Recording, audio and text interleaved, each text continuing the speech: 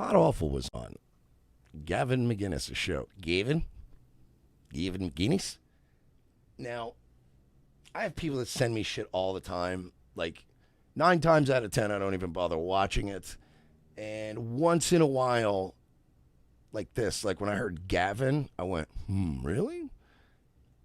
Do you guys want to watch a video of Jesse from Pod Awful eating his own fucking dick again? Kicking off 2022, not even 10 days into 2022, eating his own cock. You see, we've been winning. 2022, we've been murdering it. You guys want to see?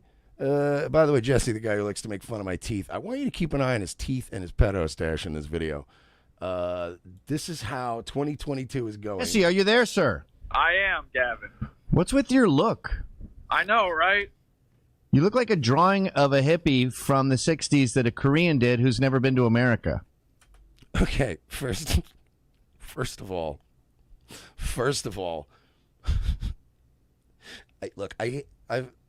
I've said this many times. I despise Gavin McGinnis. As a person, as a grifter, he is a sociopathic piece of human shit. But I have never in my life accused Gavin of being unfunny. We've watched Gavin videos. Every time I've watched a Gavin video, even when I'm annoyed at him, he'll always get one line in where you're like, God damn. Like, I want Gavin to be a good guy. I wish Gavin was, I believed early on that Gavin was one of the good guys. I was like, that's a guy we need. You know, if he's funny, he doesn't make the, like, and please understand, this is pre-sticking a dildo in his ass, pre-making out with Milo at the Pulse nightclub scene, that kind of This was early on when people were still feeling each other out. Nobody really knew who anybody was. And Gavin was one of those guys where you were like, man, I hope this guy doesn't implode or become a grifter because he's funny, man. And it's like you need guys on the right that are funny. And that fucking, the fact that he said drawn by a Korean who's never been to America is, I hate to admit it. I wish better people were funnier. But God damn it, man, Gavin's fucking funny. Why didn't it hit play? Now, let me give you the background here, too. So, Jesse's Asian gay rent boy, Ryan Katsu Rivera. You know, the guy that plays guitar on stream for 4 people every night. He set this up. He goes, I know this guy. You're going to love him. He's hilarious. He's unlike anything you've ever seen before. He's so funny and groundbreaking. Gavin, we got to let this guy do a thing for the show. So here was their idea. Jesse drove 4 hours to Washington, D.C. on January 6th of 2021. That's the bit.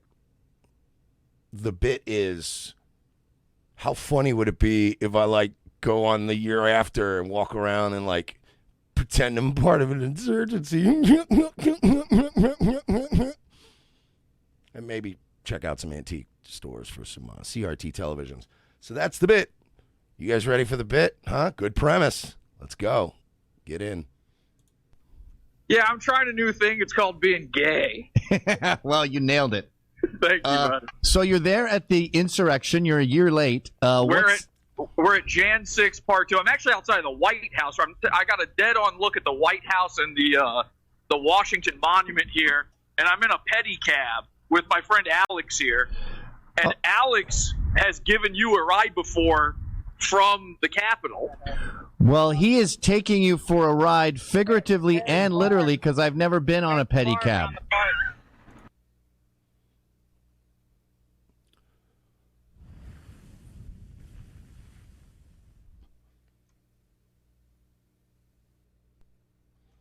By the way, the next time Jesse makes fun of my teeth, he should be thrown in prison.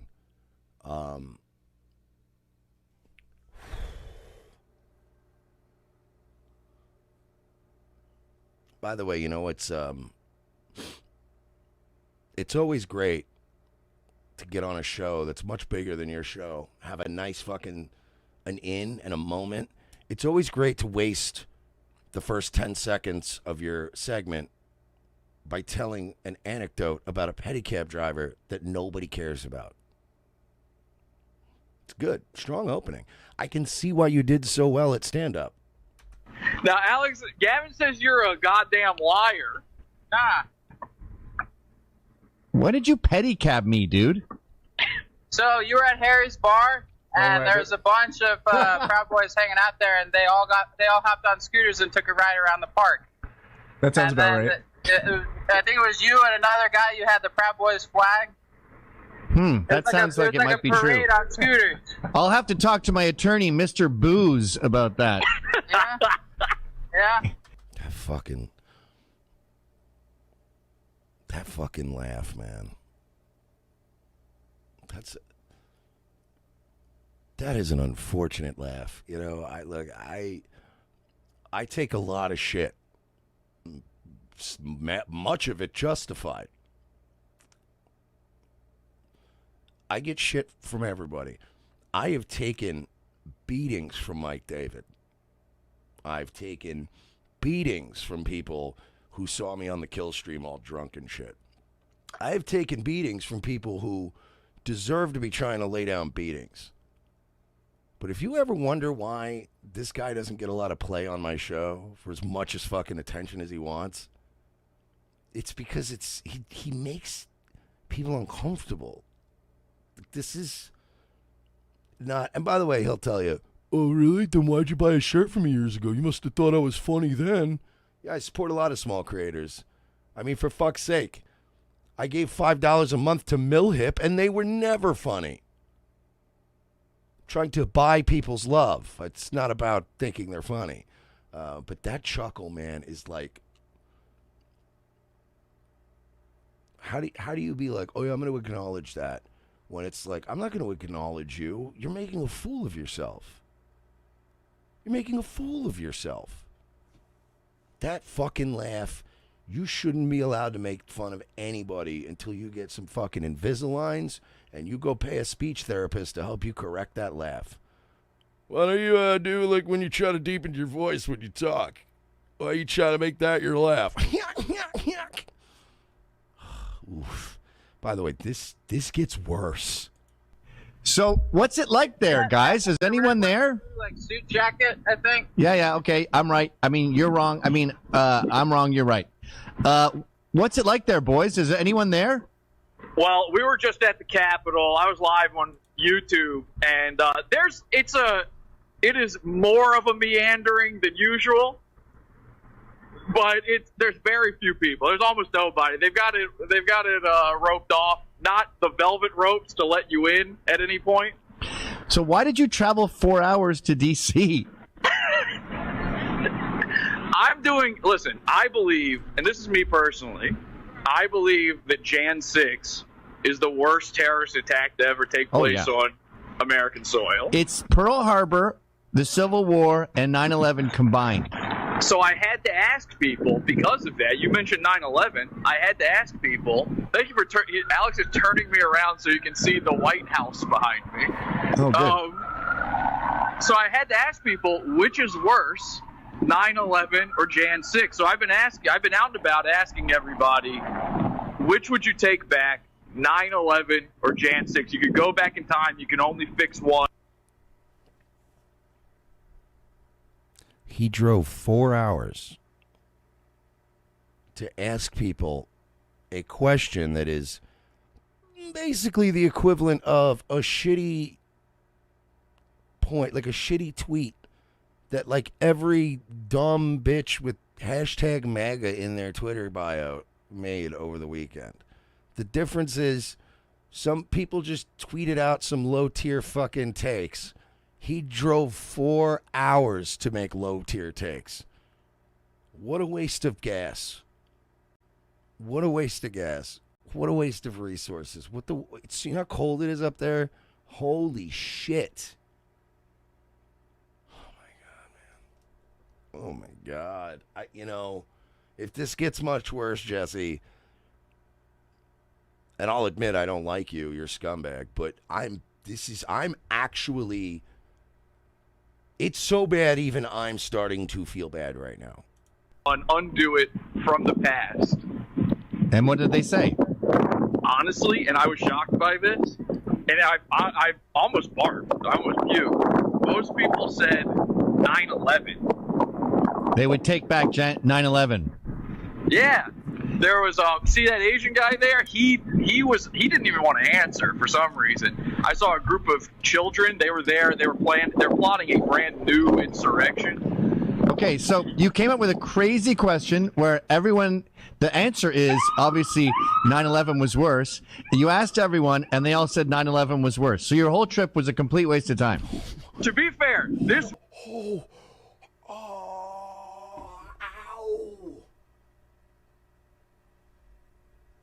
Oh.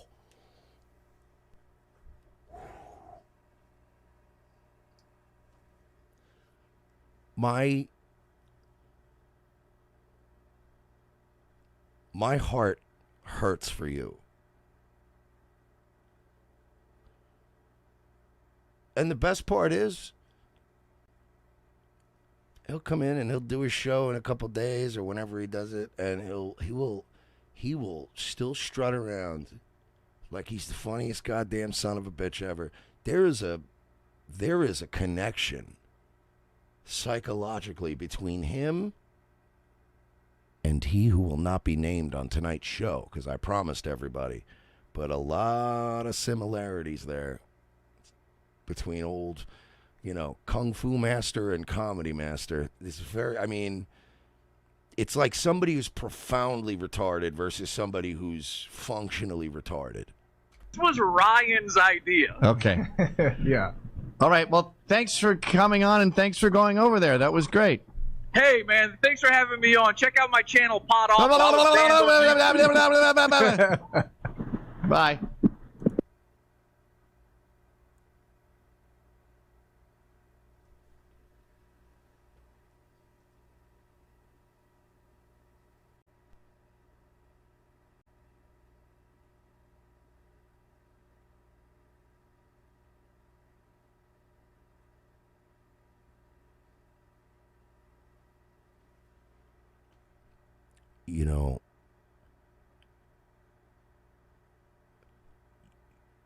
You can say whatever you want about my blacked out night on the kill stream. It was embarrassing. It was a poor showing. And I deserved to be lampooned for it. But there's two major differences between this and my appearance on the kill stream where I got blacked out drunk. One, I can still go back on the kill stream. And two, people remember it.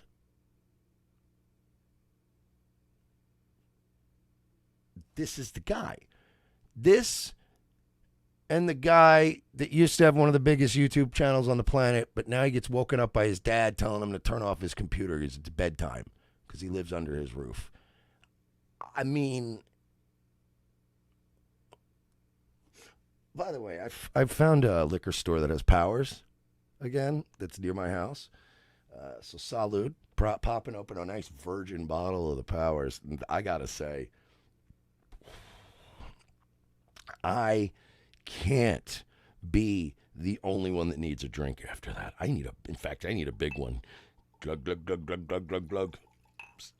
Boozy, booze, booze. Wow. Wow.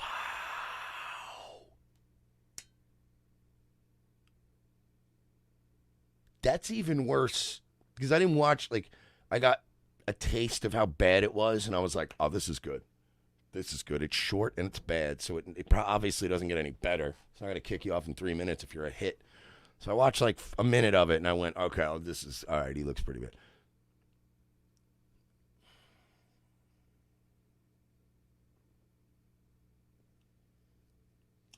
I'm not going to do what you do, Jesse. I'm not going to do 4 hours. I'm not going to do 10 shows about this. I'm not going to take the same level of joy in your misery that you take in mine. I feel bad for you. For a while, it was like I couldn't figure out where the anger came from. But this is like the comedy talent equivalent of being like Napoleon or Ben Shapiro, right? Like it's the little man thing. It's like when you see a guy who's perfectly normal guy, seems great, but like he's the biggest dick in the world at work, and you can't figure out why he's such a dick. And then one day you're at the urinal and you see that he barely even has a penis, that it looks more like China from the WWF's clit. And you go, huh. You know what, man? I'm sorry, Jerry. Like, what do you mean? Nah, man, it's like you blow up a lot at work all the time, and you're constantly abusing people at work. You just, I always just thought you were a shitty guy, and I always fired back, but I just glanced at your penis, and let me, you know what? Can I buy you lunch? Can I buy you a bottle of booze or something to take home? I really feel like I want to do something nice for you. So, to whatever the fuck that was, because that wasn't even a train wreck. That was a fucking plane crash. Jesse, you asked what was worse, January 6th or 9/11? This appearance on the Gavin McCines show is worse than both of them. Salute, kids.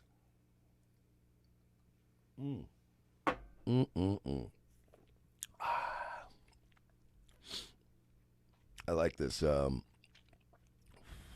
Ice Cream Man, stop projecting. Well, how am I projecting? I didn't go on the Gavin show and bomb. That was way too specific for it to be projecting. Do not call Dax Juju the coward. He will ban you. Mersh, did you drive 14 hours to D.C. for no reason and beg for money after? No, untrue. We begged for money before.